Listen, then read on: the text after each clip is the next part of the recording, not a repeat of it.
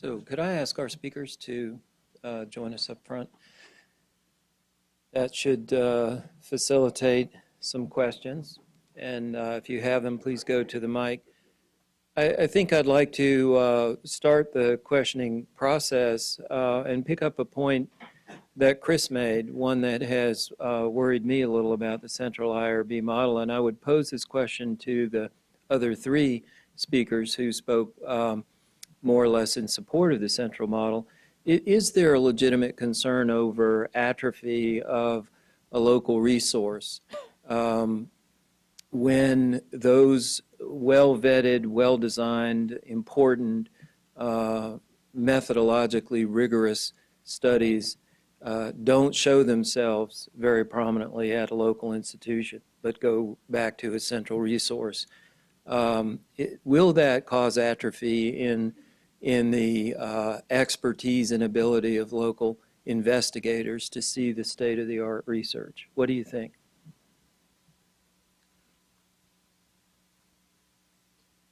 Anybody but Chris. Yeah.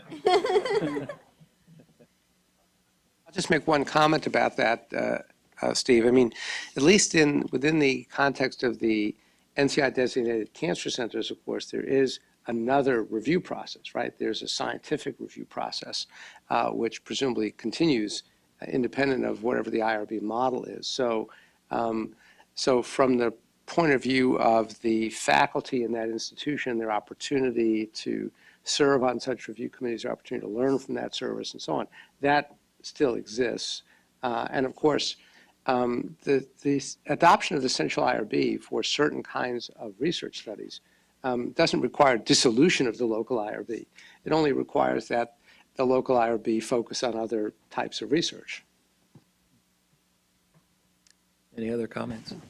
I would say that I agree that a better scientific review process and better discipline across service lines is what we've been thinking is the need. You know, I think a lot of this activity was located within an IRB inappropriately, and that the scientific review really needs to occur concomitant to this going for regulatory review in an IRB. So I think that in some ways outsourcing the IRBs gives more time and opportunity for more rigorous scientific review locally. I agree with that. I also second Richard's point. It doesn't mean that there is no IRB locally, importantly. And I do think it will give the IRB more time to think about phase 1 and phase 2A and investigator-initiated trials, which I think is probably under-focused at the moment. So I also think that we need to differentiate the roles of the IRB office, as I mentioned. So I don't think that we will lose that expertise. Okay. Chris, anything to add? Yeah, I mean, I would agree. I mean, and we do, but most IRBs, I think at least our IRB spends most of its time on the 10% of the studies that require that attention to the investigator-initiated stuff, which is, you know, somebody with a good idea, but not been vetted in any community. But I may have misunderstood the question or what you all were saying, that if we're talking about cooperative group trials and use of the independent model, so the particularly late phase, there will be no local scientific review. Right? I mean, the trials that are fully designed and fully vetted have already had their scientific review, and they get a pass at NCI designated comprehensive cancer centers from requiring science. So there will be no scientific review. So the question about atrophy, I think, is a reasonable question. We're not going to see well-designed, fully matured phase 3 trial. I think that's what you're saying. Yes. And nobody in the institution will see those. And do we? Somewhat not from the cooperative groups, but, you know, I mean, as you well know, you know, every cancer center has a portfolio of protocols, and as far as I know, that at least the industry-sponsored phase 3 trials still get you know, a more complete scientific review at the protocol review committees. But they won't, presumably, if the ANPRM goes into effect, because the requirement will be that it won't just be, you know, the NCI and the cooperative groups deciding to use this because you're funded by the NCI. It will be that all institutions, all multi-center trials undefined, but if you've got more than one institution involved in your cooperative group trial, there's nothing for the local folks to do, including scientific review. But that assumes that if I understand it correctly, that the learning occurs in the scientific review or IRB and processing a well-designed trial. You're going to be doing those trials as investigators, and you're going to be wrestling with, sort of the ethical quandary of more complex 10% of those trials. So I don't think you're losing expertise. So, I mean, Well, it's just a difference. Well, I think the question is at an institution level. So yes, the same 10% of well-trained clinical trialists will continue to be well-trained clinical trialists. But I think your point is that there's potentially that level of knowledge will remain with those isolated few and not presumably disperse over time down into what, ideally, what full-fledged cooperative group phase 3 trial should look like. One of the things that we're doing is making sure that all of these studies go through a more complete clinical, operational, financial, and regulatory review before we sign off on them. So, it's typically one champion principal investigator that moves a phase 3 clinical trial forward, but as we're organizing our disease site service line groups, all of those people need to come together and review that, agree to it, come to some consensus, and really optimize all of those functions before I'll sign off on it. That's the way we've set it up. Thank you. Let's take some questions from the audience, beginning on this side. Hi, I'm Charlize Kaganen from the National Cancer Institute, and this isn't so much a question as an informational item. I don't know how many of you are aware in the room, but less than 2 weeks ago, NIH put out a funding opportunity announcement for empirical ethics research on 2 issues that are of relevance to this meeting. So the first is central IRBs, and the second is consent for research using clinical records and clinical data. So given the both the ethics and the IRB and all the experience in the room, please feel free to contact me. I'm the point of contact for NCI for that particular program announcement if this is something that you're interested in pursuing. I mean, it's clear that there's a lot of empirical questions that can be answered, or at least we can get some answers for, based on our discussion today. Thank you. Holly? Hi, Holly, Johns Hopkins University. So I think Chris partially answered my question in his answer. I was wondering, so as I understand it, NCI is currently covering the cost of the central IRB, and I don't know if, Barbara, you know whether the other NIH initiatives are being funded by the Institute, and whether we see that as a sustainable system. I guess to say, will at some point they act more like independent IRBs and charge institutions, or charge, how would one charge for this centralized review? So NCI does cover the cost of its review. NINDS does pay and did enable NeuroNext IRB. The institutions do not think that it covers all the hidden costs, but that's true of every NIH grant that we're privileged to get.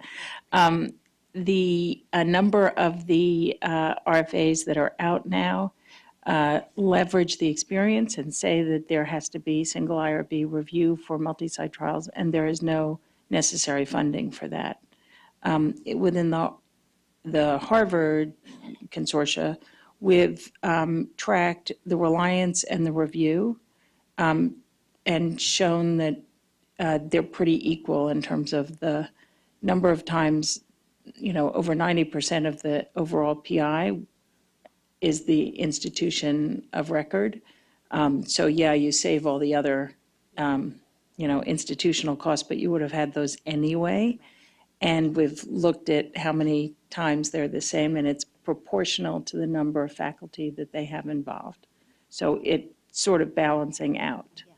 But you're right, it's not, these are costs.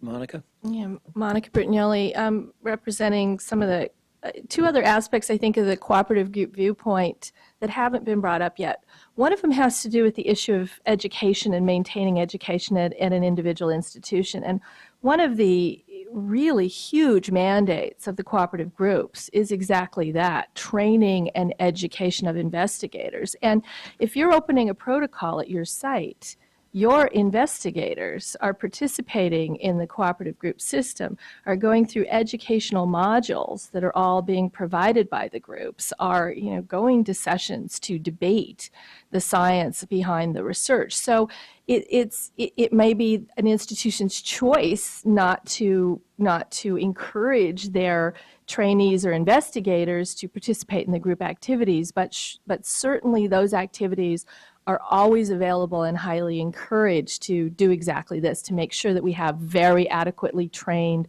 workforce across the U.S.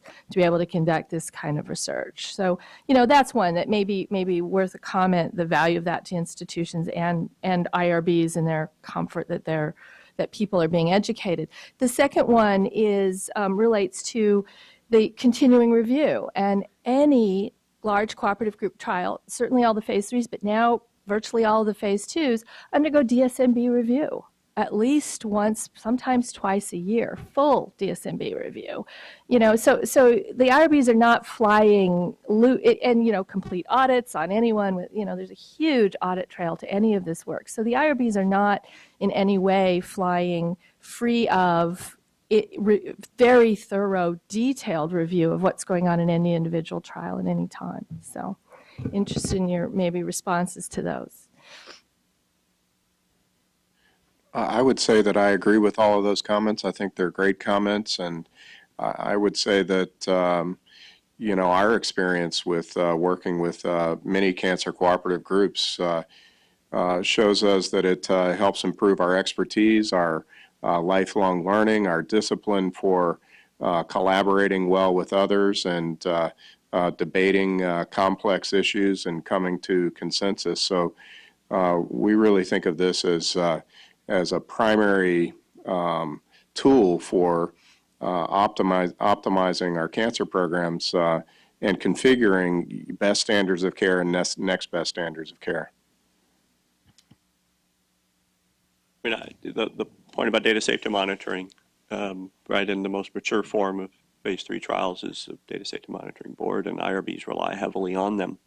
We want to know in the continuing review, what did the most recent DSMB say?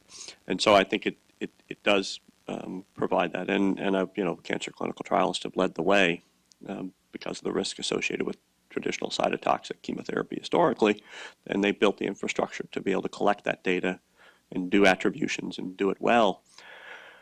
And our studies do close early. Arms get removed. Speaking anecdotally, with regard to the central IRB, because those things have to move quickly, arm's going to get shut down, a trial's going to be terminated early. There are communications that go to research subjects directly from the cooperative groups without any form of IRB, local or central otherwise.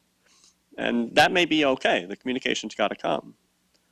But I can speak, again, it's anecdotally, if we're allowed to, that there have been some, even on the central IRB, who have had concerns, including the patient advocates, about how some of those communications are shaped, how they're framed, coming directly from the cooperative groups, directly to the research subjects, as opposed to being vetted more thoroughly by an IRB, with or without patient advocacy involved. So so DSMBs do their job, they do it well, particularly in NCI-sponsored or cooperative group-sponsored trials. And changes have to occur and have to occur quickly. And if you wait for 100 IRBs to approve the Dear Investigator, Dear Subject letters, the trial will long since have been terminated. It'll probably have been published by the time the last IRB gets that. But I'm not so sure that's an issue about IRB review times, as opposed to the ability to disseminate knowledge quickly to 100 IRBs at the same time. That's the challenge in that process. So.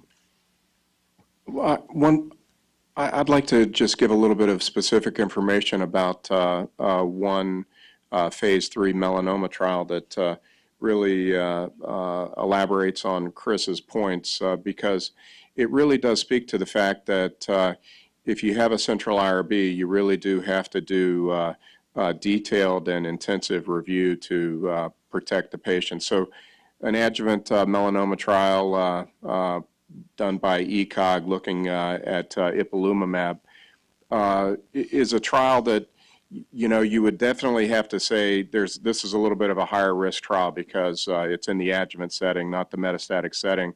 And if ipilimumab is hurting patients, you really have to keep track of that. And there were 3 or 4 patient deaths in that trial that we didn't think were sorted out very well with the DSMBs, and we really dug into that. And that was a function of a really incredible review by Suresh Nair on the NCI Central IRB, and it promoted more accountability with that study group and also the DSMB to answer some questions that had not been answered well enough in that particular trial. I want to add a footnote, Monica, to your valid question. Speaking as a methodologist, I've seen thousands of trials in my career, and many of them outside of cancer, which I count among the most valuable thing was to see trials, methodology, and become acquainted with those questions, even though I wouldn't be one of those investigators learning in the cooperative group setting that you outlined. Steve. Very quick comment, Steve Jaffe from University of Pennsylvania. So a couple of speakers pointed out that one of the advantages of central IRBs is the ability to bring a kind of expertise together in one place that may be difficult for most, though perhaps not all, local institutions to muster. And I just want to advocate for central IRBs fulfilling kind of an educational and modeling function as they mature, that they have the ability both to have the sort of scientific and disease and clinical expertise and also the ethics and methodological expertise in one place. IRBs tend to be kind of black boxes. It's sort of hard to know what best practices are, what one IRB is doing well, what another IRB is doing not so well. And to the extent that central IRBs can both bring in people from the broader community who can learn from the experience of being members of the IRB and then go back to their home institutions and take that experience with them, and then also can be transparent enough to disseminate their lessons, to be able to develop a bit of a case law, which we don't really have in the IRB and ethics oversight world, and to sort of get that out to the community. They can really become models for improving IRB practice, both with respect to central review, but also with respect to local review and oversight. Thank you, Steve. It looks like no comments. Wendy, and then we'll take the last 2 questions on this side. Wendy DeMarc-Wanifried from University of Alabama at Birmingham. We really focused more on the clinical trials and therapeutic trials, and for behavioral interventions, for more observational studies that are involved with minimal risk. There's been some lip service to those, but this is an area where it seems that the central IRBs could really make an impact. A lot of time is spent in review in institutions and in minimal risk studies, particularly given the variability across the nation and the fact that these trials are often bumped up as far as the CYA element, and really they may not need as intensive a review as some local agencies may deem. It seems like that there could be a big contribution of central IRBs in that domain. So just a comment. I don't know how anybody else feels on this.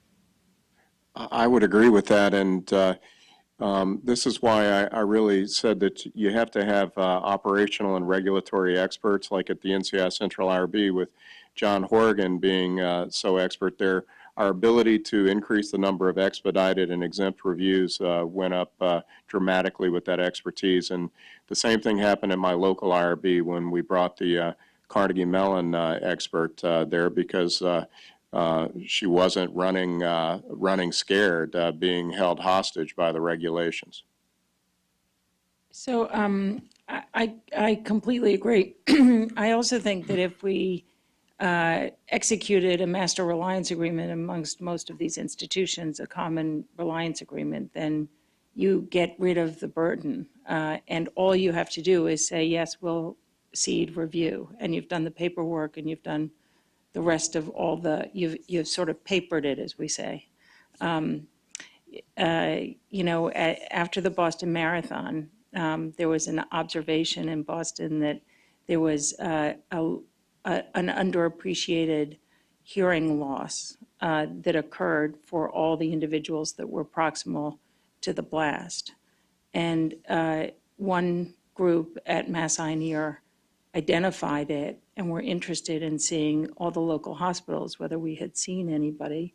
And within 11 days, 8 institutions initiated the study. So because all of this structure was in place, now that was observational and collecting data, but not interventional, but it's trivial to be impactful. I would agree. The devil will be in the details when it is minimal risk research, and particularly when consent can be waived. And it's 90% of the time it's easy to determine if it's minimal risk. 90% of the time it's easy to justify no need for consent. It's not, but that's mostly not where IRBs spend their time. It's about trying to determine if something really is minimal risk. So observational data on hearing loss in a population, the cohort population that's surrounding the marathon blast, presumably is something that's minimal risk. It's all existing data. The question about 5 years on, is that hearing loss still present, and the desire to want to go recontact those subjects. And so the challenges would then be at that point about having to, and should subjects be contacted now? I mean, it's obviously not the, but so the question about determining whether something is minimal risk is the challenge, and if it is indeed minimal risk. But obviously there are studies that approach that threshold, and there's a judgment call that gets made, and it can be difficult to know. And there is incentive on the part of the PIs to be below that threshold, to be below the threshold of minimal risk. If it is minimal risk and there's a centralized IRB that has the capacity to be able to review those and get it done, and then obviously they should, though. No question about it. I keep mentioning our director of research regulations at Allegheny Health Network as someone we recruited from Carnegie Mellon. Her name is Don DeFazio. I just wanted to say that. Let's take the last 2 questions over here. Yeah, Jeff Botkin, University of Utah. I want to ask about the constellation of activities that are involved with each study going through each institution. And several of you sort of touched on this, but I'd like some more feedback about how you're managing those situations. So particularly with oncology trials, we've got radiation safety that reviews those. We have a clinical cancer investigation committee that makes sure that there's not competing protocols for the same patient population and that we have staffing. There's a conflict of interest committee, and in a not too distant future, we'll have the institutional conflict of interest committee. So the IRB is not in our institution, the IRB is not the rate limiting step. It's actually much more sponsored projects that I didn't even mention. So all of these things have to happen before IRB approval. So, in part it's a plea consistent with Chris's argument. I think we have to measure that whole span and what's the marginal improvement in getting the IRB centralized when the rest of these committees to date have not been centralized and perhaps can't be, and the results of some of those committee reviews have to be reflected in the consent form in terms of things like conflicts of interest. So kind of interested in how institutions who've made a success of this are dealing with those constellation of services. I specifically didn't use the term rate limiting step because I didn't have the data. I only had the experience, but I think that is the issue about this issue. It is this issue about time, trying to find the right metrics. And if the metric is to enrollment of the first subject, the IRB's contribution to that time, it's presumably not the rate limiting step. It's a contributor, no doubt about it. But those other things that have to happen, even once they've all happened, the ability to uptake the trial, to know the eligibility criteria, and to know that tomorrow when that subject who's potentially eligible comes in, that you need to get them, approach them and see if they're willing to enter the study. I mean, there's all those times that come into play. I don't know how many institutions have done this successfully. I mean, we'd have to ask the CIRB. I mean, the movement to an independent model, right? The CIRB existed most in so many ways as facilitate 12,000 facilitated reviews. But in an independent model, the movement to a mandated independent model was 2013, and most institutions have not yet fully transitioned to that independent model. There are very few, I think, that actually have fully transitioned. They most have transitioned to.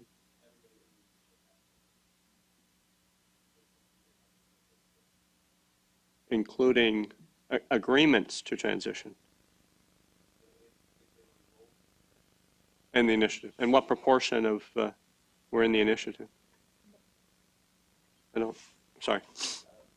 I can't tell you the proportion of institutions that are enrolled. I don't know that off the top of my head. Okay. But for those institutions that were enrolled, the number was somewhere around 300 institutions enrolled in the facilitated review model. At the end of 2013, all of those institutions had transitioned to the independent model.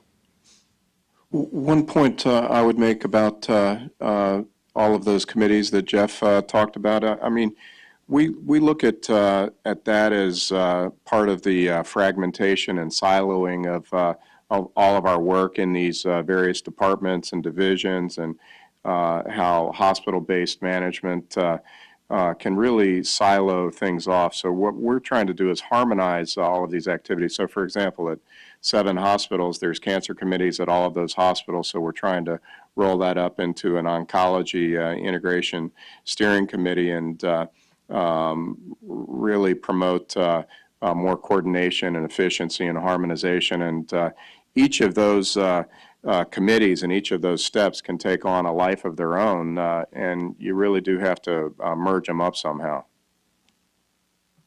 Okay, Rich, comment? I was just going to make a quick comment on this whole issue of time. I mean, you know, Chris is exactly right, and you know, that the IRB review time per se is typically only a very small proportion of the overall time to enrollment. It's been well studied by David Diltz and others. You know, it's been demonstrated that at least in most cancer centers, it's the contracting, not the IRB, that, you know, inserts the greatest delay into the process. But I do want to point out, and you know, I've learned over the years to, you know, not often disagree with my IRB chair, but I do want to make one clarifying comment to Chris's comment previously about, you know, that it's not the time to the first patient, it's the time to the last patient that counts. You know, roughly a third of cooperative group trials historically fail to complete enrollment. And that's a huge waste of resources. And one of the driving factors in why they fail to complete enrollment is the time it takes to get to the first patient, not the time it takes to get to the last patient. And there's almost a, you know, a linear relationship between time to the first patient enrolled and the probability of success in completing accrual. And it's largely because, you know, the science moves on while everybody's waiting to get the study enrolled. So this is a critically important issue for the whole community, is to compress to the greatest extent possible the time to get that enrollment going. And whether, you know, it's the IRB, the contracting office, the scientific review, or whatever, we have to look at, you know, all of the components of this process. And I'll just add one small point. We don't hold up, or would not think to hold up, IRB approval for all those other processes. We hold up activation. So it's sort of semantic, but the IRB approval comes in when it's ready, and then we don't activate the trial at an institution until all of these pieces are fixed. It also gives you a better way of tracking the time and seeing where the problems are, to do it that way. Yeah, but obviously as you measure the success of that system. You need to use the microphone. Well, obvious point perhaps, as you measure the success of your system, you know, if you're measuring it to IRB approval, that's an underestimation of the system timing. So obviously you need to time it when the study is actually activated as opposed to when the IRB approves it. So it's sort of, I think, consistent with Chris. We have to be careful about what the terms are that we're measuring to demonstrate whether we're being successful with this experiment. That's right. Obviously, That's right. you know, the IRB process for most, I mean, it is the most visible process in this. And I mean, it is possible that in the drive to change the federal regulations and those involved in producing the advance notice and the regulations that sooner or later presumably will be forthcoming, they actually really weren't aware of those other processes. The one they knew was the one that's most visible. The IRB time, the IRB review process takes too long, it's redundant. We got to do something about it. And they chose that because that was the gopher that was up out of the hole most of the time. Whereas those other gophers are much smaller, much more dispersed. Nobody knows about it. COI issues were not as present, and they're increasingly so. And so, I mean, I think that this notion about it all needs to get compressed, but compressing the IRB review times will be helpful. But other review times obviously have expanded, and they're to some extent more problematic, but they're a lot harder to get a hold of. I suppose IRB was relatively easy to get a hold of. So But OHRP let's, doesn't have oversight responsibility, doesn't have jurisdiction for those other things. No, I know that. So, you know, that's why the ANPRM isn't focused on it, so. Let's move off this question. We have two other questions over here, and we're running out of time. Please. Sue Anna Brunigi from the American Society of Clinical Oncology. One thing that Dr. Shilsky mentioned that I think is worth stressing again is that in the context of the cooperative group system, now the NCTN, that having that central IRB, I think, did raise, in a sense, the authority to change the protocol. Because I think when you have so many different local institutions, sure, you can make tweaks to the consent document or things like that, but to actually make what might be a substantive change in the protocol, it did give, I think, the central IRB that leverage to be able to say, you know, this needs to be made for the trial to open anywhere. So I think, and, you know, that coupled with Dr. Jaffe's point about, you know, the expertise, and literally, I mean, all of the people on the IRB are external to the institution as opposed to, you know, what the regs say. You know, I think it just has to be one or in combination with a different category. What struck me, Dr. Doherty, about your presentation is, in some ways, you're making the case that the University of Chicago is the ideal central IRB, because, you know, you didn't. What surprised me is it didn't come out, at least from my impression, that you were making the case that there were local context issues that justified the University of Chicago local review. You know, it seems like you're saying, you know, we do a really good job. We're the birthplace of a lot of these considerations, which is, you know, a point well taken. But especially in looking at these kinds of large, you know, phase 3 oncology, even phase 2B oncology trials, is it your sense that it's the local context issue that should be preserved, or what about the local aspect is worth preserving, or do you think is important here? Well, local context has been defined for us, and many of those things are relatively administrative in nature. You must use thee instead of thou in our consent forms, kind of thing, right? And so a lot of those local context things are relatively straightforward. I don't think much is lost with regard to local context. I mean, there may be cultural issues within an institution and where it sits and the sensitivity to the community that surrounds it. It's definitely the case in the University of Chicago as an academic, tertiary, if not quaternary medical center that sits on the south side of Chicago, and how it's perceived by those in a 10-mile radius is definitely something that has to get taken into account. And I don't know what the repercussions are for an unanticipated problem that occurs on a cooperative group study in cervical cancer with an underrepresented minority who makes claims that they weren't informed about certain things in the local institution. It was not. I mean, it is this liability issue, and I understand that there are ways to deal with that. So I don't think it's necessarily local context as it's defined, but local culture as it might be outside of that. And again, my point is that not all IRBs are equal, and some presumably can do these jobs and do them well and still want to. Some don't want to and are grateful to have the burden relieved.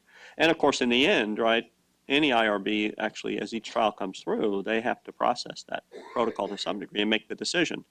let it go and let the central IRB be the IRB of record, or keep it in-house, and presumably that will continue to happen. The phase 3 trials are probably going to be less of an issue. It will be as the earlier phase trials come through about how that's going to go. One thing about phase 3 trials, though, that adjuvant melanoma trial that I mentioned, I think it really does address your point that we have 25 people on the NCI Central IRB, and it really did take a medical oncologist with some expertise in melanoma to pick that up, that all the rest of us that did those reviews didn't pick that up, and it did result in some rapid improvements by ECOG in that study. And the only other point is that when I showed that data that it took 100 to 200 days to activate a low-risk phase 3 trial, that's real data, and that's a real decrease in some potentially life-saving care for patients. We had a well-known cardiothoracic surgeon on our IRB who developed kidney cancer, and we were having a hard time. That was before we started reconstructing the IRB, and we were having a hard time getting some of the sunitinib and sorafenib trials up and running for these same reasons. And he actually, at the meeting, said, by the time you guys activate this, I'm going to be dead. I really think it speaks to Rich's point that, an IRB chair can shut something down, and that's, an unfortunate aspect of our human nature that you really need to not get corrupted by the power aspects of it, and instead be of service and be accountable to your patients and your colleagues. Okay, we're going to take the last question here from Barbara. Please be brief. Yep, Deborah Collier. So we're hearing really good examples of IRBs, whether it's local or central IRBs, and I think that, and have heard that for the last couple of days.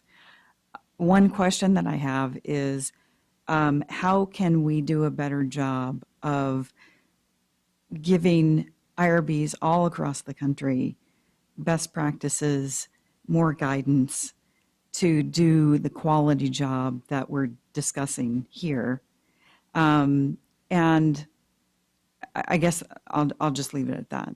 I've heard the term, always before, central review, local oversight, and I don't know exactly how that fits into where our discussion is, or if that's an old concept that's not being discussed anymore. But it seems like there is still a need for local oversight, and that's what I'm hearing from the panel.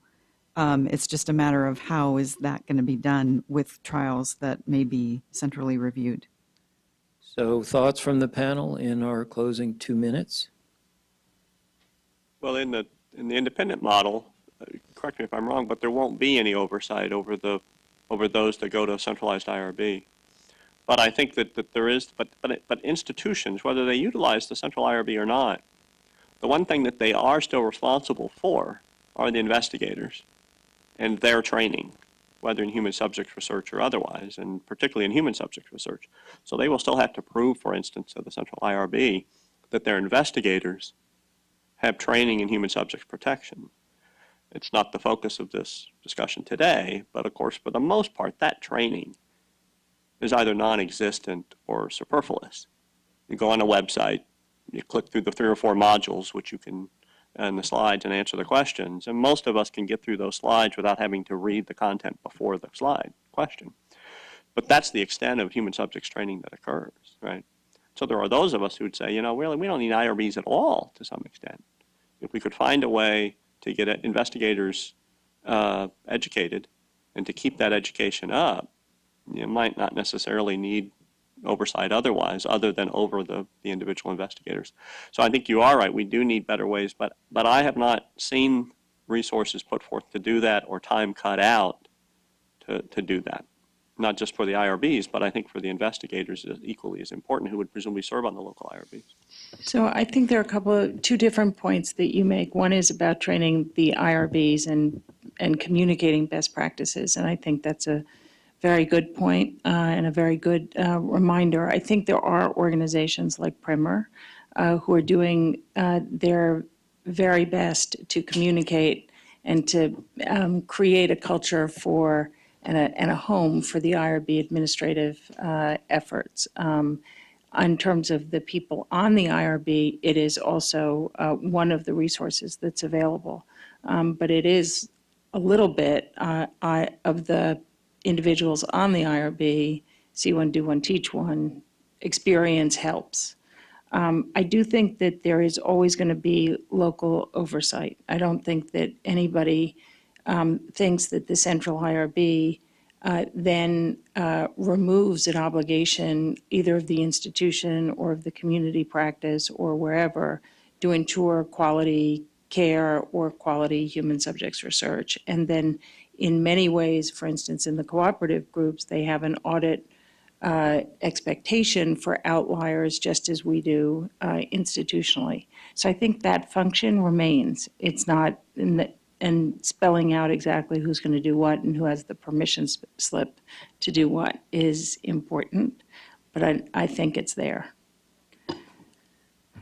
Well, thank you. I think with that, we'll close session number 6, and with great thanks to the panel.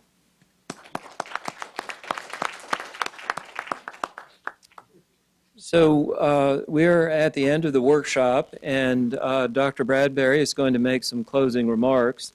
I'll say with my departure from the podium again, thank you all for your participation, and thanks again to the IOM and staff for organizing this great workshop. Angela.